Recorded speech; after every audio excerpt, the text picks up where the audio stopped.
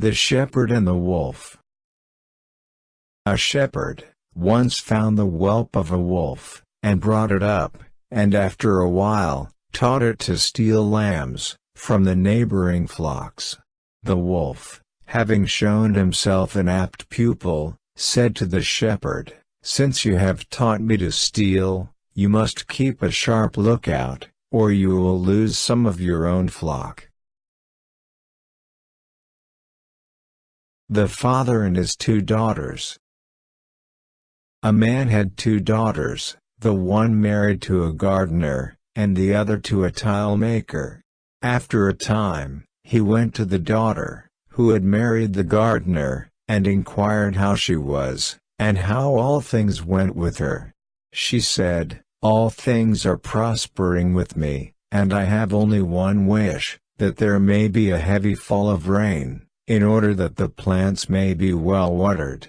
Not long after, he went to the daughter, who had married the tile maker, and likewise inquired of her how she fared. She replied, "I want for nothing, and have only one wish, that the dry weather may continue, and the sun shines hot and bright, so that the bricks might be dried." He said to her, "If your sister wishes for rain, and you for dry weather, with which of the two am I to join my wishes?"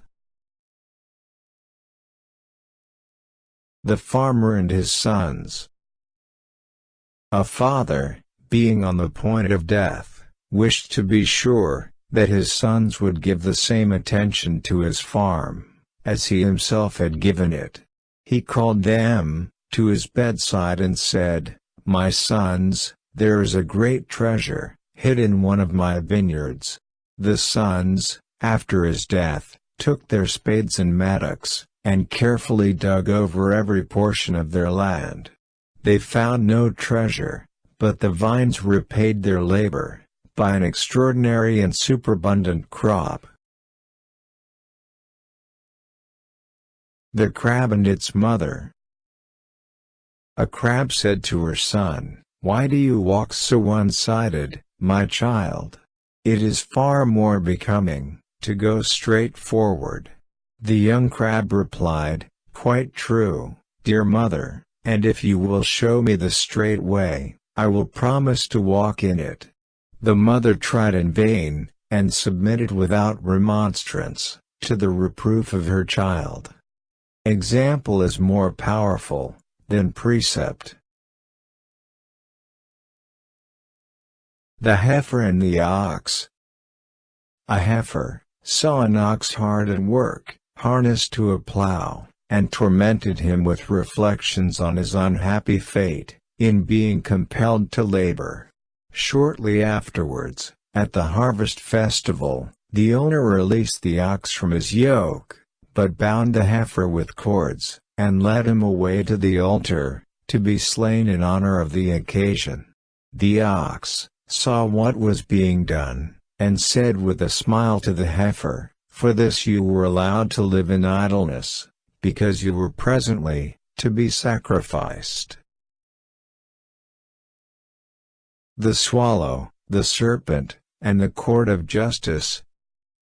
A swallow, returning from abroad, and especially fond of dwelling with men, built herself a nest in the wall of a court of justice, and there hatched 7 young birds.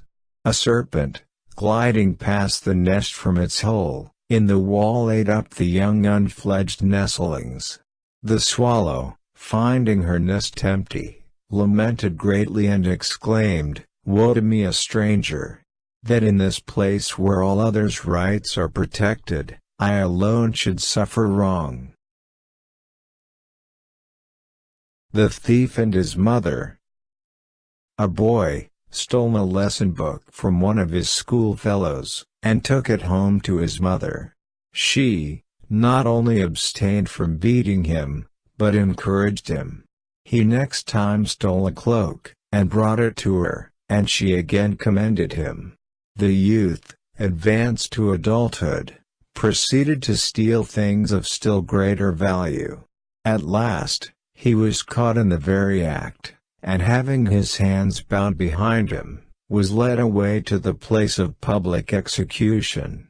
His mother followed in the crowd, and violently beat her breast in sorrow, whereupon the young man said, "I wish to say something to my mother in her ear." She came close to him, and he quickly seized her ear with his teeth, and bit it off. The mother upbraided him, as an unnatural child, whereon he replied, "Ah! If you had beaten me, when I first stole and brought to you that lesson book, I should not have come to this, nor have been thus led to a disgraceful death." The Fir Tree and the Bramble. A fir tree said boastingly to the bramble, "You are useful for nothing at all, while I am everywhere, used for roofs and houses." The bramble answered, "You poor creature, if you would only call to mind the axes and saws, which are about to hew you down, you would have reason to wish that you had grown up a bramble, not a fir tree. Better poverty without care than riches with." The Mouse, the Frog, and the Hawk. A mouse, who always lived on the land, by an unlucky chance, formed an intimate acquaintance with a frog, who lived for the most part in the water. The frog, one day, intent on mischief, bound the foot of the mouse tightly to his own. Thus joined together, the frog, first of all, led his friend, the mouse, to the meadow where they were accustomed to find their food. After this, he gradually led him towards the pool in which he lived, until reaching the very brink, he suddenly jumped in, dragging the mouse with him. The frog enjoyed the water amazingly, and swam croaking about, as if he had done a good deed. The unhappy mouse was soon suffocated by the water, and his dead body floated about on the surface, tied to the foot of the frog. A hawk observed it, and, pouncing upon it with his talons, carried it aloft. The frog, being still fastened to the leg of the mouse, was also carried off a prisoner, and was eaten by the hawk. Harm hatch, harm catch. The man bitten by a dog. A man, who had been bitten by a dog, went about in quest of someone who might heal him. A friend, meeting him and learning what he wanted, said, "If you would be cured, take a piece of bread, and dip it in the blood from your wound, and go and give it to the dog that bit you." The man who had been bitten laughed at this advice, and said, "Why? If I should do so, it would be as if I should beg every dog in the town to bite me." Benefits bestowed upon the evil disposed increase their means of injuring you. The Two Pots. A river carried down in its stream two pots, one made of earthenware, and the other of brass. The earthen pot said to the brass pot, "Pray to keep at a distance, and do not come near me, for if you touch me ever so slightly, I shall be broken in pieces, and besides, I by no means wish to come near you." Equals make the best friends. The Wolf and the Sheep. A wolf, sorely wounded, and bitten by dogs, lay sick and maimed in his lair. Being in want of food, he called to a sheep who was passing, and asked him to fetch some water from a stream, flowing close beside him. "For," he said, "if you will bring me drink, I will find means to provide myself with meat." "Yes," said the sheep, "if I should bring you the draught, you would doubtless make me provide the meat also." Hypocritical speeches are easily seen through. The Aesop. The purchaser of a black servant was persuaded that the color of his skin arose from dirt, contracted through the neglect of his former masters. On bringing him home, he resorted to every means of cleaning, and subjected the man to incessant scrubbings. The servant caught a severe cold, but he never changed his color or complexion. What's bred in the bone will stick to the flesh. The fisherman and his nets. A fisherman, engaged in his calling, made a very successful cast, and captured a great haul of fish. He managed, by a skillful handling of his net, to retain all the large fish, and to draw them to the shore, but he could not prevent the smaller fish from falling back, through the meshes of the net, into the sea. The huntsman and the fisherman. A huntsman, returning with his dogs from the field, fell in by chance with a fisherman, who was bringing home a basket well laden with fish. The huntsman wished to have the fish, and their owner experienced an equal longing for the contents of the game bag. They quickly agreed to exchange the produce of their day's sport. Each was so well pleased with his bargain, that they made for some time the same exchange day after day. Finally, a neighbor said to them, "If you go on in this way, you will soon destroy, by frequent use, the pleasure of your exchange, and each will again wish to retain the fruits of his own sport. Abstain, and enjoy." The Old Woman and the Wine Jar. An old woman found an empty jar which had lately been full of prime old wine and which still retained the fragrant smell of its former contents. She greedily placed it several times to her nose, and drawing it backward and forward said, "Oh, most delicious! How nice must the wine itself have been, when it leaves behind in the very vessel which contained it so sweet a perfume." The memory of a good deed leaves. The Fox and the Crow. A crow, having stolen a bit of meat, perched in a tree, and held it in her beak. A fox, seeing this, longed to possess the meat himself, and by a wily stratagem succeeded. "How handsome is the crow!" he exclaimed, "in the beauty of her shape, and in the fairness of her complexion. Oh, if her voice were only equal to her beauty, she would deservedly be considered the queen of birds." This he said deceitfully, but the crow, anxious to refute the reflection cast upon her voice, set up a loud caw, and dropped the flesh. The fox quickly picked it up, and thus addressed the crow, "My good crow, your voice is right enough, but your wit is wanting." The Two Dogs.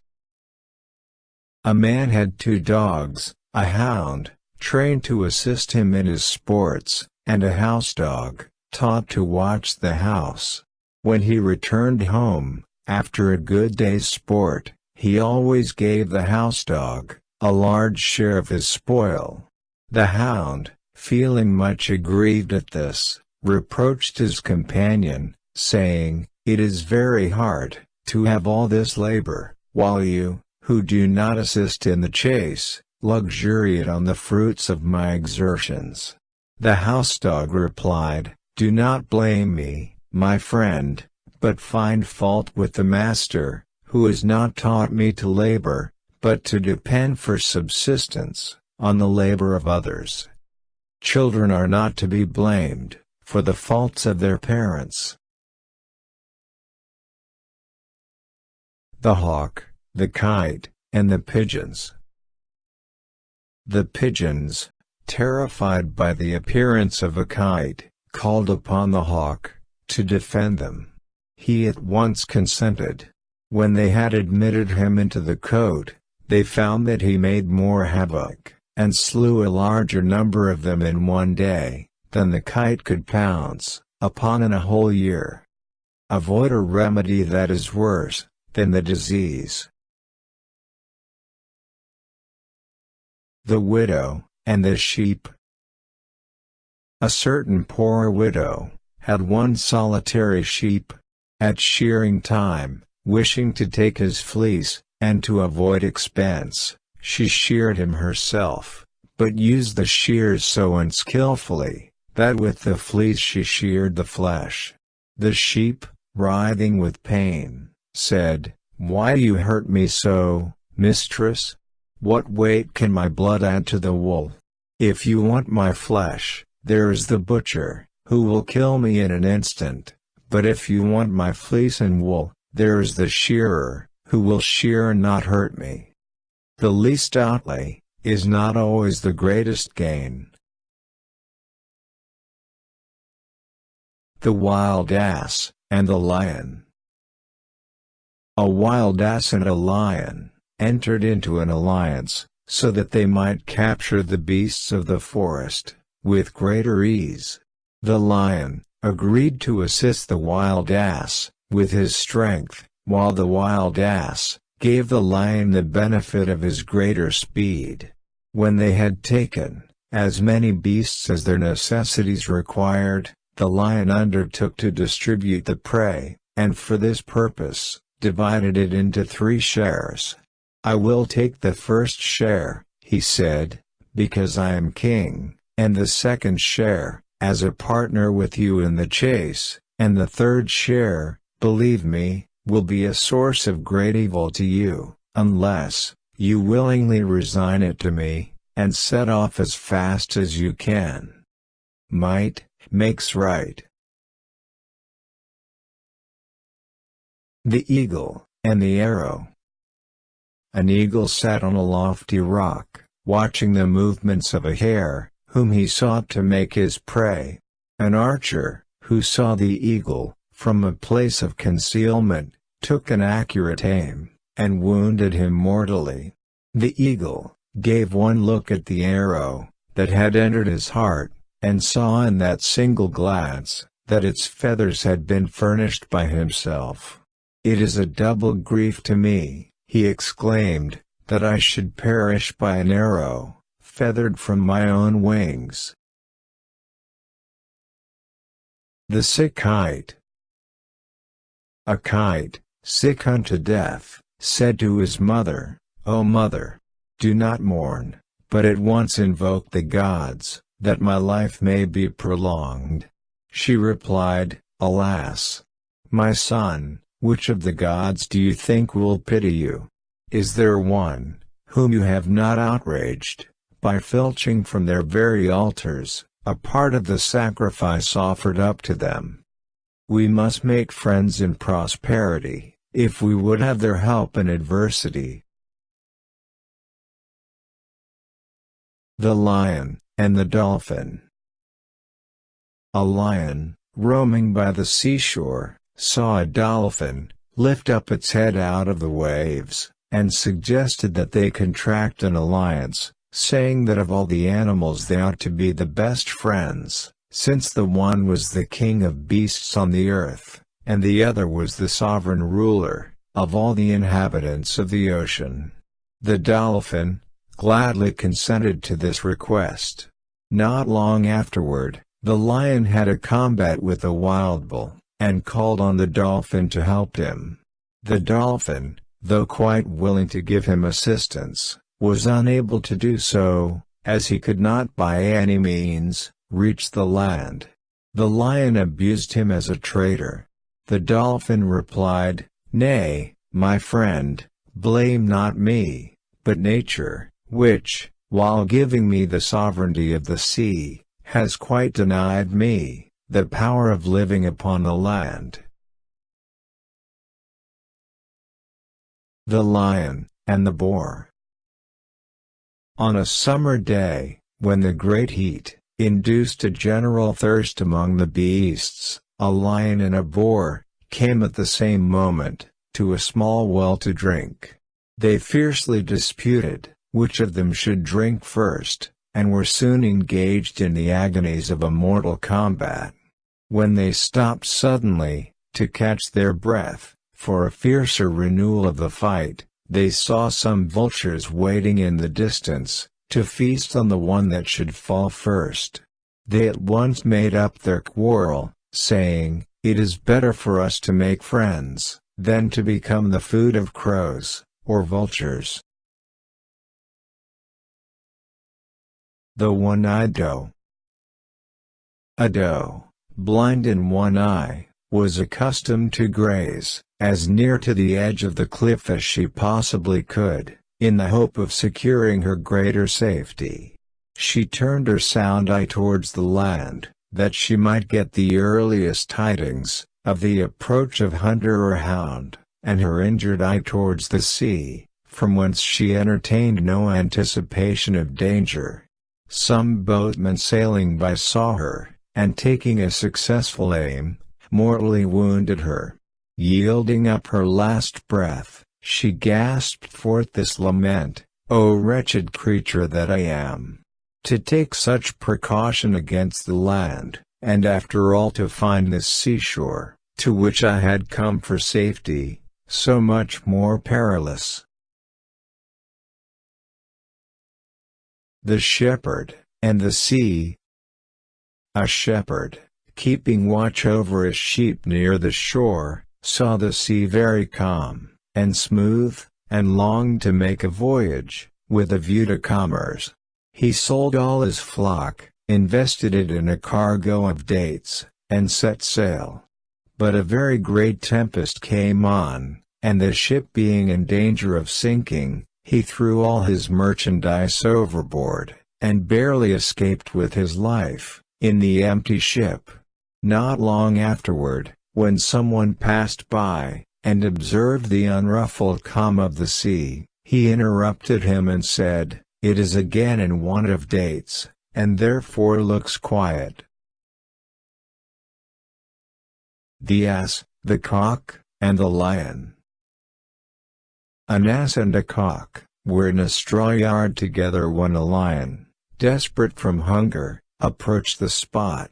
He was about to spring upon the ass, when the cock, to the sound of whose voice the lion, it is said, has a singular aversion, crowed loudly, and the lion fled away, as fast as he could. The ass, observing his trepidation, at the mere crowing of a cock, summoned courage to attack him, and galloped after him, for that purpose. He had run no long distance, when the lion, turning about, seized him, and tore him to pieces. False confidence often leads into danger. The Mice in Council. The mice summoned a council, to decide how they might best devise means of warning themselves of the approach of their great enemy, the cat. Among the many plans suggested, the one that found most favor was the proposal, to tie a bell to the neck of the cat, so that the mice, being warned by the sound of the tinkling, might run away, and hide themselves in their holes at his approach. But when the mice further debated, who among them should thus bell the cat, there was no one found to do it. The Wolf, and the Housedog. A wolf, meeting a big, well-fed mastiff, with a wooden collar about his neck, asked him who it was that fed him so well, and yet compelled him to drag that heavy log about wherever he went. "The master," he replied. Then said the wolf, "May no friend of mine ever be in such a plight, for the weight of this chain is enough to spoil the appetite." The Rivers, and the Sea. The rivers joined together, to complain to the sea, saying, "Why is it that, when we flow into your tides so potable and sweet, you work in us such a change, and make us salty, and unfit to drink?" The sea, perceiving that they intended to throw the blame on him, said, "Pray, to cease to flow into me, and then you will not be made briny." The playful ass. An ass climbed up to the roof of a building, and frisking about there, broke in the tiling. The owner went up after him, and quickly drove him down, beating him severely with a thick wooden cudgel. The ass said, "Why, I saw the monkey do this very thing yesterday, and you all laughed heartily, as if it afforded you very great amusement." The Three Tradesmen. A great city was besieged, and its inhabitants were called together, to consider the best means of protecting it from the enemy. A bricklayer earnestly recommended bricks, as affording the best material for an effective resistance. A carpenter, with equal enthusiasm, proposed timber, as a preferable method of defense.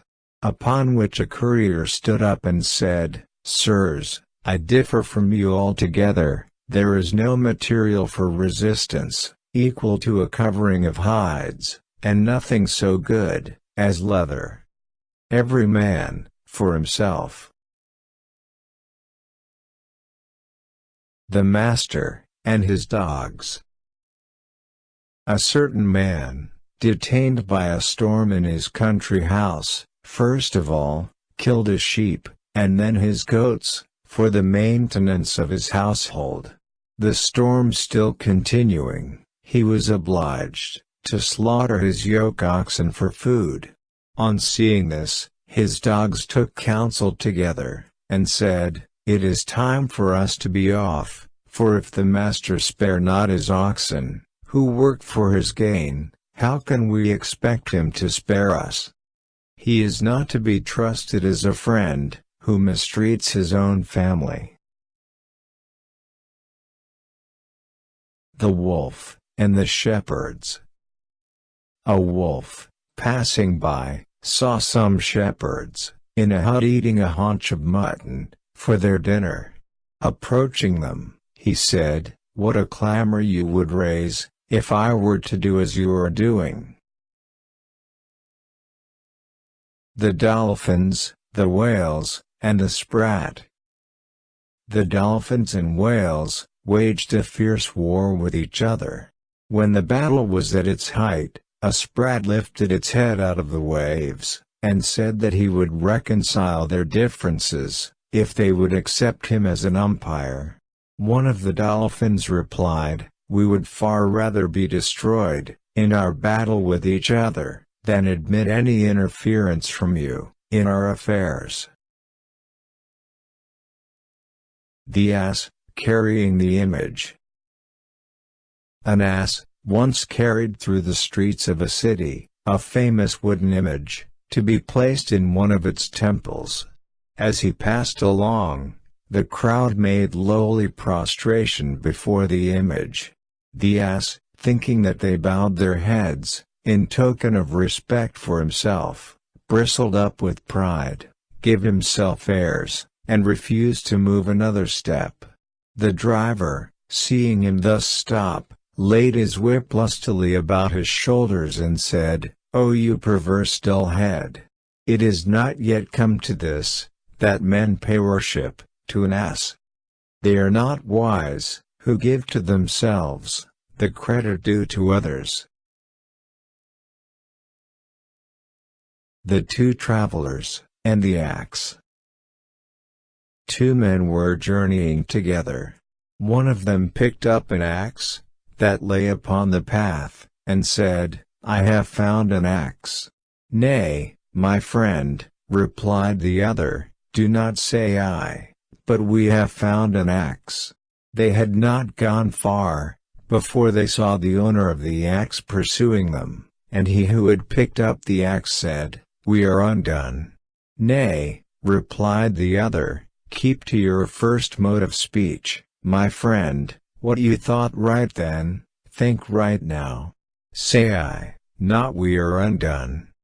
He who shares the danger ought to share the prize. The stag, in the ox stall. A stag, roundly chased by the hounds, and blinded by fear to the danger he was running into, took shelter in a farmyard, and hid himself in a shed among the oxen. An ox gave him this kindly warning, "O unhappy creature! Why should you thus, of your own accord, incur destruction and trust yourself in the house of your enemy?" The stag replied, "Only allow me, friend, to stay where I am, and I will undertake to find some favorable opportunity of effecting my escape."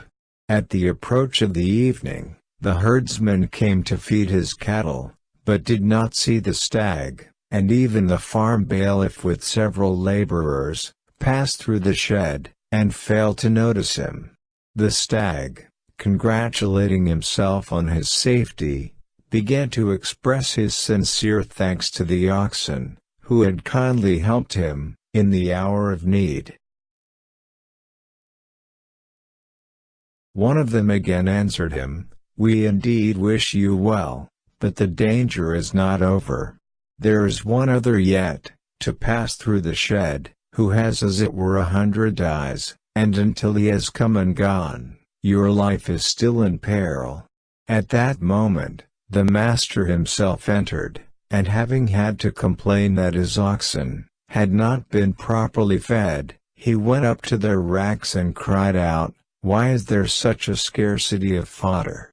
There is not half enough straw for them to lie on. Those lazy fellows have not even swept the cobwebs away." While he thus examined everything in turn, he spied the tips of the antlers of the stag peeping out of the straw. Then summoning his laborers, he ordered that the stag should be seized and killed. The mice and the weasels. The weasels and the mice waged a perpetual war with each other, in which much blood was shed. The weasels were always the victors. The mice thought that the cause of their frequent defeats was that they had no leaders set apart from the general army to command them, and that they were exposed to dangers from lack of discipline.